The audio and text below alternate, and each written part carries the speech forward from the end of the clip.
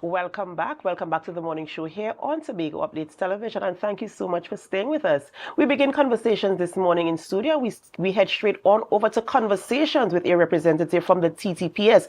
Inspector Dexter Miller this morning will bring us our crime updates as we talk about what is happening on the island of Tobago, especially as we head on into the carnival season. Good morning and welcome. Good morning and thank you. Of course, it's a pleasure having you in studio. And of course, every time we have a member of the T.T.P.S, we want to know what is happening on the island of Tobago. So, just give us a synopsis of what happened over the past week in terms of the initiatives that you are doing. Most importantly, we want to know, have there been any arrests? Have there been any intelligence coming in terms of, apprehending persons who might have been perpetrators of crime? Yes, Adanna. And once again, the T.T.P.S, thank you all for having us. Reflection on the week past. Let us deal with our murders. For 2025 thus far, we have had 2 reports of murders. Both of them have been solved. And for the corresponding period of 2024, we had 3. For the said period, 1 was solved.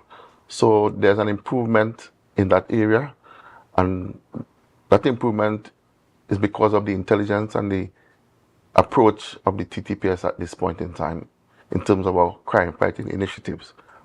For the past week, we know there was a robbery at Cad Supermarket on the 25th. Persons were held, charged for robbery, possession of firearm, shooting at the police.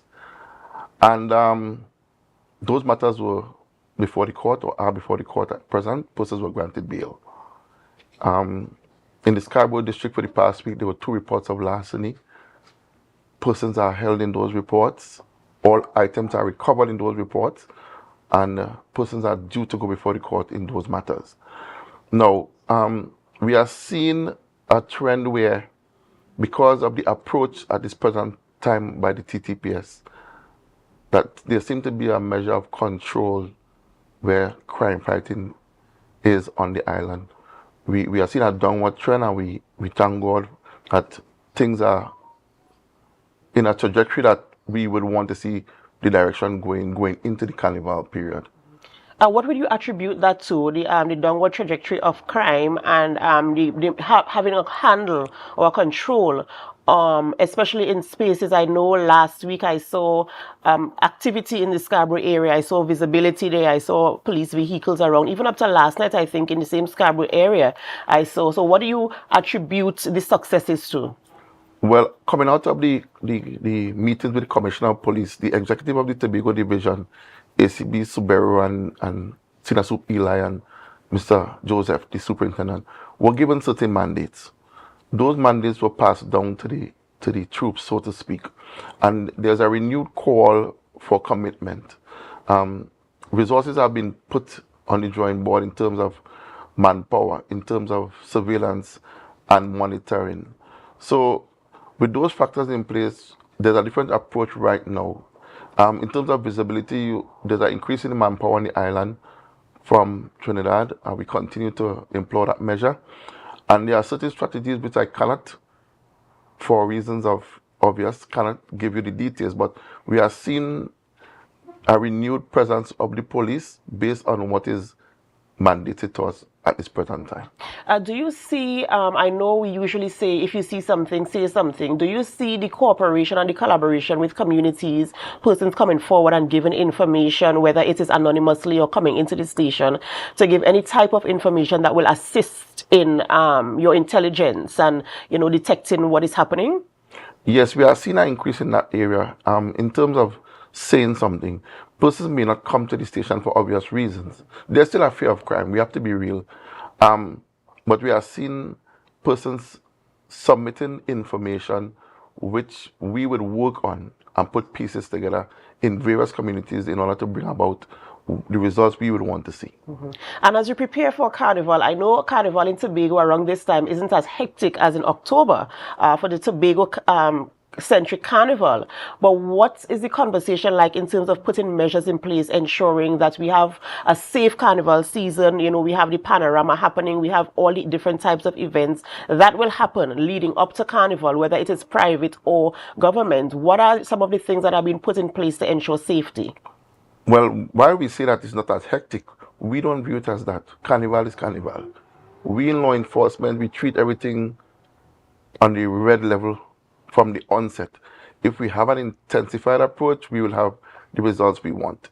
So there are plans in place for Carnival, Crown Point, Scarborough, Roxborough. The plans are being worked out right now. We are meeting with stakeholders in various districts to have a collaborative approach towards a successful Carnival.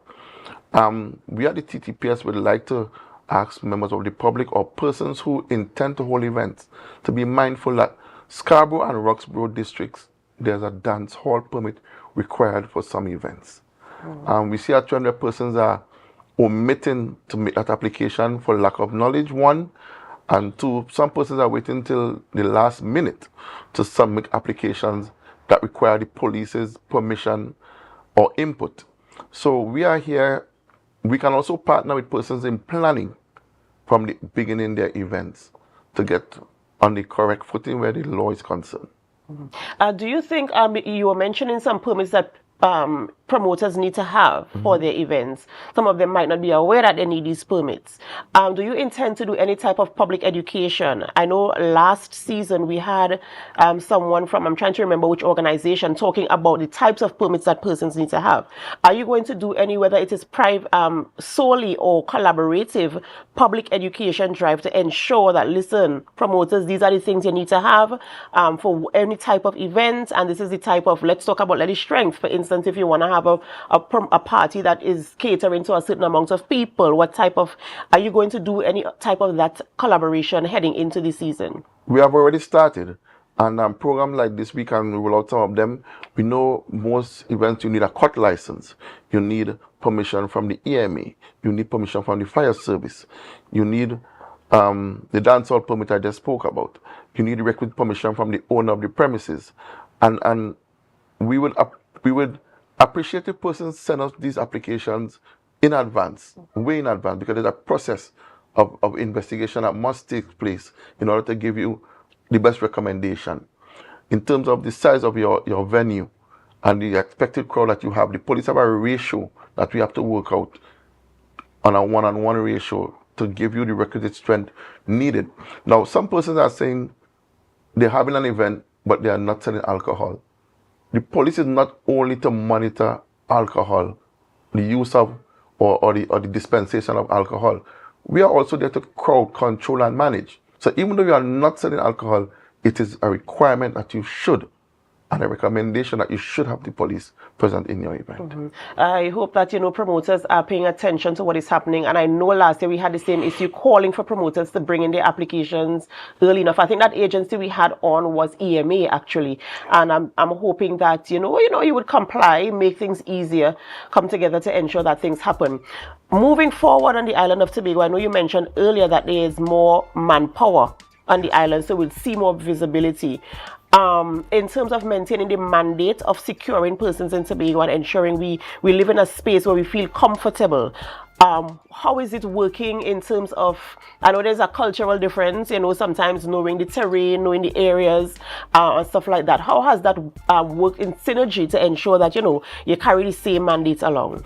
Well, the persons who are not too familiar, they are being incorporated with the persons who are residents here in terms of worker. So, for example, there's a recent post in the Golden Lane area has been opened, and we would like to thank the Chief Sec for partnering with, and the THA for partnering with the T.T.P.S in this initiative. We see we are mixing now the local officer, so to speak, with the officer who is coming to the island to assist. So it's not a case that they are on their own and not knowing what is happening. They have been incorporated, and the Tobago officer has been exposed to a different level of policing, and vice versa. So there's an all-round approach in terms of how we are treating with crime fighting on the island at this present time.